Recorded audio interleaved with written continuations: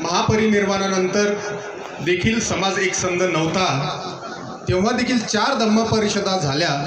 या 4 धम्मपरिषदा होण्याला जवळपास 5 शतकांचा कालावधी लागला, तेव्हा बुद्धाचे विचार एका ठिकाणी येऊ शकले। त्यातही काही समाजविघातकांनी पंथ आणले, हीन यान, महायान, हा यान, तो यान, जी प्रथा आजही आपल्यात सुरू आहे, या प्रथेचं कंबरडं आपण मोडलं पाहिजे। त्यासाठी या धम्मपरिषदांचं आयोजित होणं आवश्यक आहे। जसं सतीश पवार साहेबांनी सांगितलं की बाबासाहेबांचे विचार हे पुस्तकाऐवजी आपण डीजेवर शोधायला लागलो।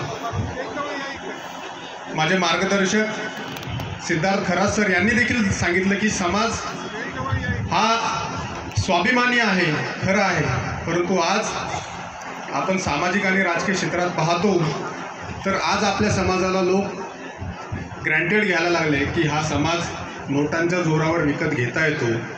4 घरात 4 माणसं उभे केले तर फोडता येतात, आपल्याच वार्डात आपलाच माणूस निवडून येत नाही, अशी आजची समाजाची परिस्थिती।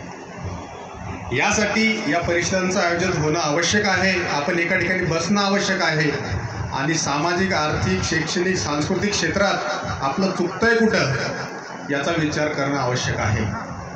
जसा आपला समाज स्वाभिमानी आहे तसाच आपला समाज थोडा बहुत अहंकारी देखील आहे, हेही आपण तितकंच मान्य केलं पाहिजे।